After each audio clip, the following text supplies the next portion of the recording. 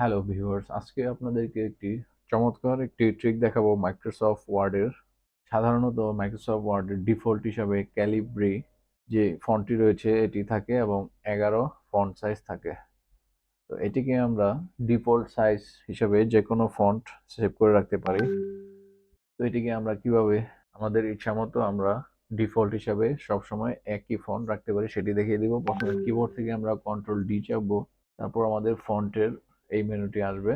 এখান থেকে আমরা সাধারণত আমরা ম্যাক্সিমাম কাজই টাইমস নিউ রোমান্স দিয়ে কাজ করে থাকি মাইক্রোসফট ওয়ার্ডে। তো আমি টাইমস নিউ রোমান্স সেভ করে সিলেক্ট করে তারপর ফন্ট সাইজটি সিলেক্ট করে দিব।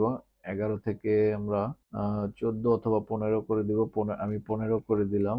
এখন সেট অ্যাজ ডিফল্ট এখানে ক্লিক করব। এখানে একটি ডায়লগ বক্স আসছে যে do you want to set the default font to Times New Roman 15 point for, অর্থাৎ এই সেটিংটি আমি কি শুধু এই ডকুমেন্টটির জন্য রাখতে চাই নাকি সব আমার ভবিষ্যতের সব ডকুমেন্টের জন্য রাখতে চাই। This documents only or all document based on the normal template. এখানে আমি all document based on the normal template select করে দিয়ে ওকেতে প্রেস করব।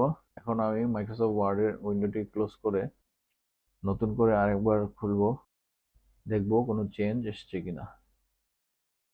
দেখুন আমার অলরেডি কিন্তু চেঞ্জ হয়ে গিয়েছে। এখানে এখানে ডিফল্ট হিসেবে টাইমস নিউ রোমান এবং ফন্ট সাইজ 15 শো করছে। আশা করছি ভিডিওটি আপনাদের জন্য হেল্পফুল হবে। ভিডিওটি হেল্পফুল হলে এই ধরনের আরো ভিডিও পেতে আমার পেজটিকে ফলো দিয়ে সাথে থাকুন, অথবা ইউটিউব চ্যানেল থেকে দেখলে চ্যানেলটিকে সাবস্ক্রাইব করুন। ধন্যবাদ।